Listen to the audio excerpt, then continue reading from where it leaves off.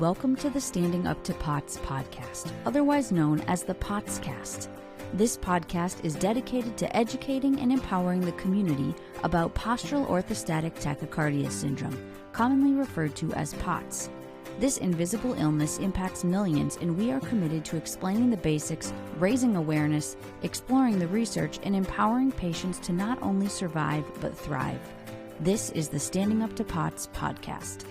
Hello, fellow POTS patients and super cool people who care about POTS patients. I'm Jill Brooke, your hyperadrenergic host, and today we have an episode of the POTS Practitioners, where we are going to discuss home infusions with registered nurse and infusion nurse specialist, Jonathan Abraham, who is giving me an infusion right now. Jonathan, thank you so much for joining us today. Oh, thank you for having me. I'm glad to be here.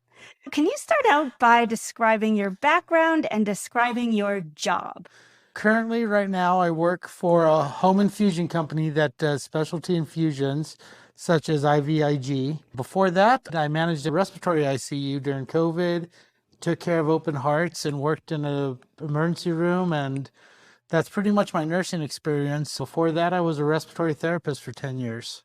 So the last 16 years, I've been in the healthcare industry.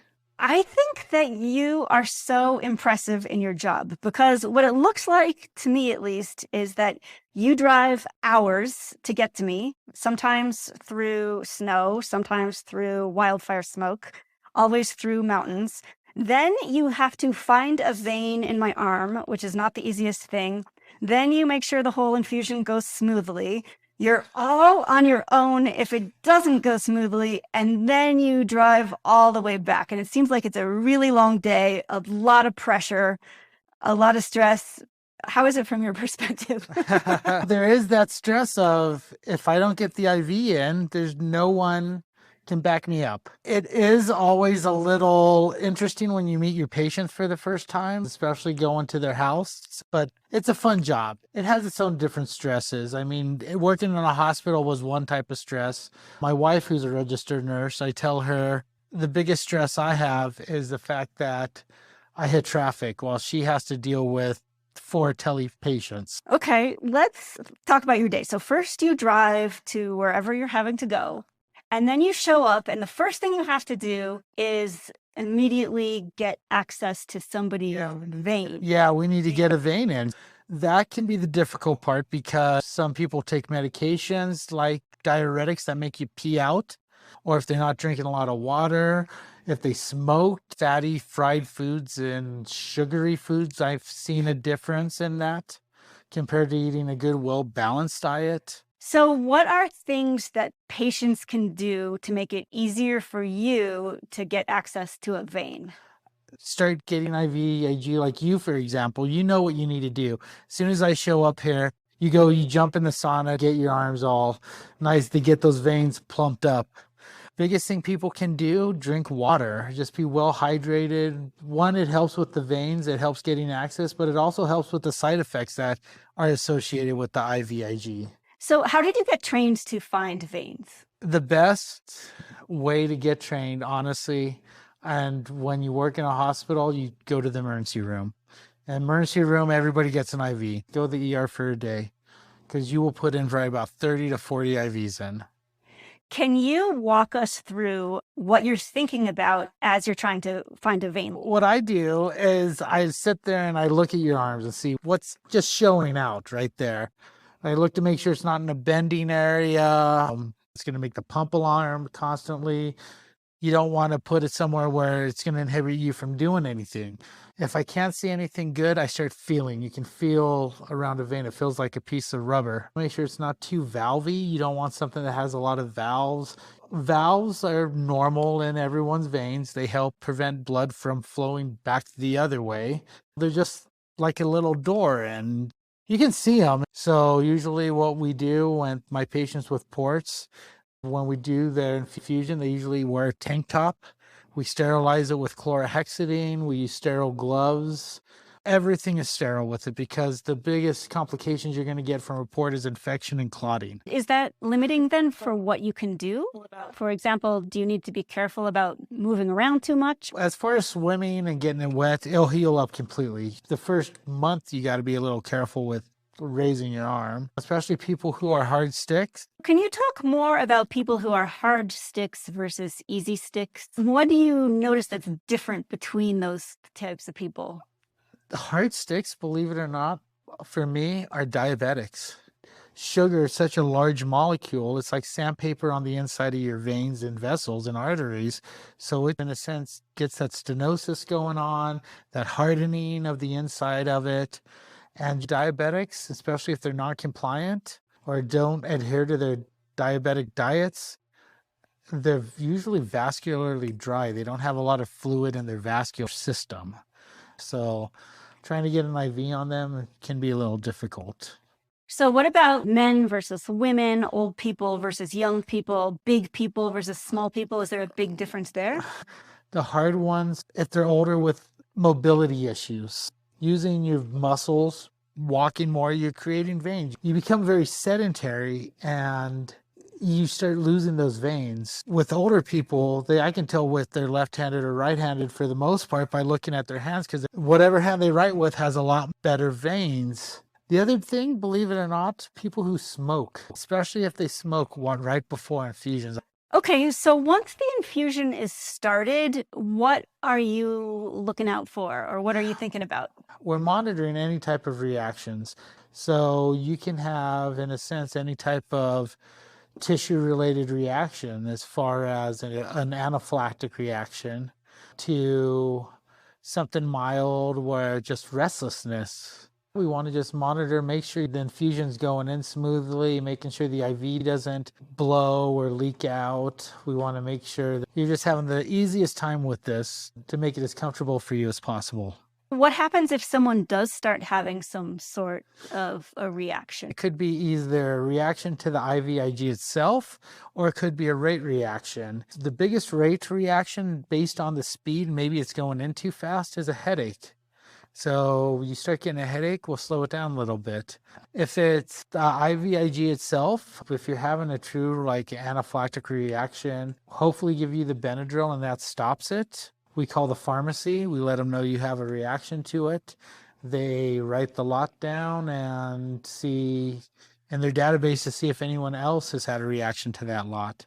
So that sounds like the stressful part of your job. Can you talk more about the difference between getting an infusion at home versus in a hospital or in an infusion center? I was kind of surprised that my pharmacy actually preferred for me to do this at home, where it's comfortable. I got my dog, I got my husband. You've let us go for a walk before, and it's so much better than being in an infusion center. And I'm kind of shocked that apparently it's cheaper. The hospital I worked at did a lot of iron infusions. Their infusion center they had, though, outside of the hospital, that was mainly a lot of chemo patients. It did have some IVIG, but for the most part, because chemo is such a specialty, that I believe you need to be in an actual infusion center for it. There's not a lot of room for IVIG people to come in there for the infusion. So I think, especially with how COVID was, this really shows that we can administer IVIG safely at home, especially people who are getting it who have autoimmune deficiencies, like they're getting this because they have no immunity. The last thing they want to do is walk inside a hospital, especially into a chemo center that has a lot of people who are immunocompromised themselves. So be honest, how weird is it to show up at a stranger's house with a bunch of needles? Well, I wonder what their neighbors think. Snoopy neighbors are like, oh, this guy comes in once a month. He has that bag. I see the tourniquets out and all that. I mean, how does it feel when the first time I came over, you're like, who is this guy?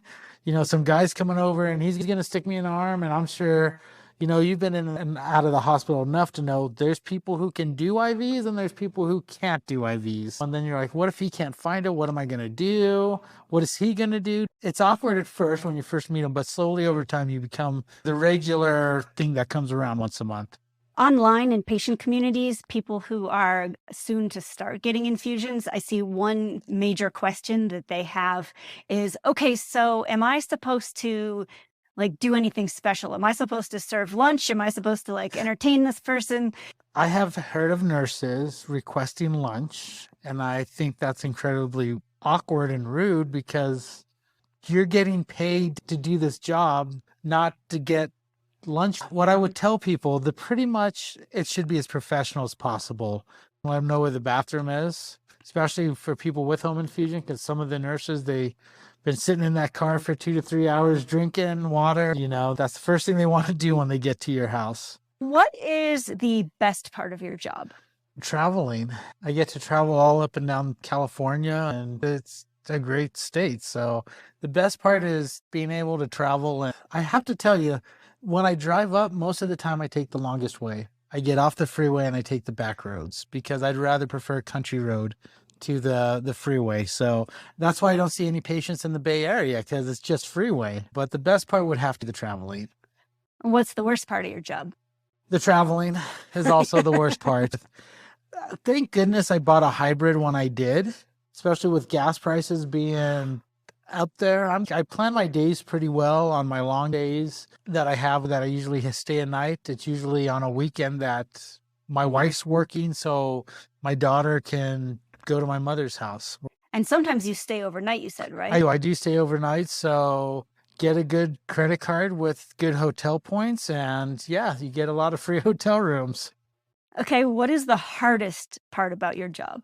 Sometimes putting the IV in. I've heard one of my patients sat there and tell me the nurse before you that worked for another company, picked up the contract, poked the guy 20 times and couldn't get an IV in. One thing I always appreciate about you is that you're always not only calm, but humorous. And I don't know if that's just your personality or if you do that a little bit on purpose because you know it helps put people at ease.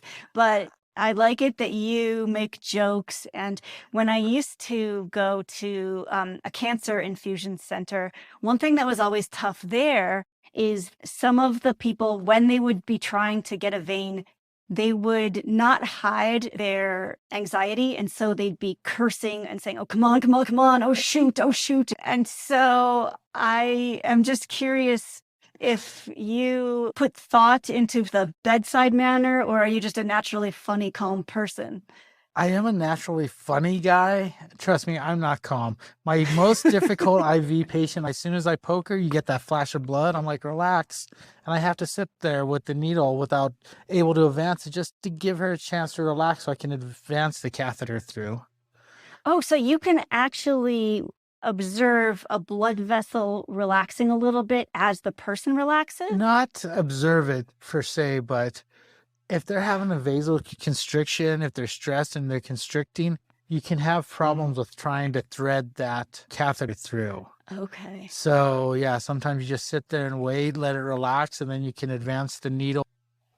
Okay, so the next thing I wanted to just say is a stereotype I have of nurses, which is that they are always really can-do people with cool hobbies. And you fit this. Like, you fly fish, you're a really good chef, you make your own interesting infusions, you like do all these different really hands-on sort of technical hobbies. And I've just kind of wondered, have you always been that way? And that made you not intimidated to become the kind of nurse that has to be getting access to veins? I think a little bit of that is, I was a Marine, so I have a little bit of that cockiness of being a Marine, that confidence. But as far as the hobbies, I've always liked doing things. I grew up fly fishing. I like to golf, like to cook and all that. I think I can do it now because this job, I have a lot more time to do it. I'm not stuck in a hospital for 12 hours. I go to someone's house, I may have a 3-hour drive, go to their house, do their infusion. We're done by 1 or 2 afternoon. Guess who brought their golf clubs in his trunk and he's going to go play some golf after work. Very cool. Okay, I just have one more question. And I know that since your wife is also a registered nurse, you probably have dual insights on this, but what are things that in general patients can do to help you help them? Be honest. We're not here to judge you. We're not going to sit there and gossip behind your back. We need to know what's going on. The other thing, advocate for yourself. You got to advocate for yourself. So, Well, thank you so much. I have so No, much respect for what you do and just the hands-on taking care of people like nobody else does. And I really just have so much admiration for the strength and training and positivity. You can't call in sick because you have all these patients waiting for you. and that's the bad thing. Unfortunately, if I can't call in sick, I have to reschedule you. So if I reschedule one person and if it's on the beginning of a big chain of patients, everybody gets moved. And that's why I wear a mask everywhere. Everyone's like, why are you wearing a mask? Because I see so many patients. I can't afford to move one patient over, because if I move one patient over, it moves everyone after him over. And then in a sense, I inconvenience 6 people. So, Yeah. So just thank you for the performance day in, day out of well, doing amazing work. thank you for your support. And you're doing a great job with this podcast and spreading it out and teaching people and just advocating for it too. So we appreciate that, because this stuff does help. It helps patients that are newly diagnosed with syndrome like POTS. So it really does help out there. It helps let them start advocating for themselves. So we appreciate that.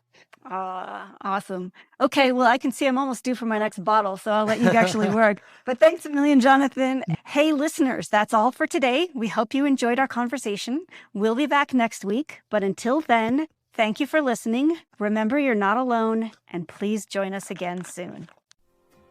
As a reminder, anything you hear on this podcast is not medical advice. Consult your healthcare team about what's right for you.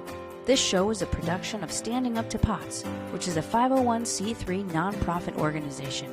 You can send us feedback or make a tax-deductible donation at www.standinguptopots.org. You can also engage with us on social media at the handle Standing Up to POTS. If you like what you heard today, please consider subscribing to our podcast and sharing it with your friends and family. You can find us wherever you get your podcasts or at www.thepotscast.com. Thanks for listening.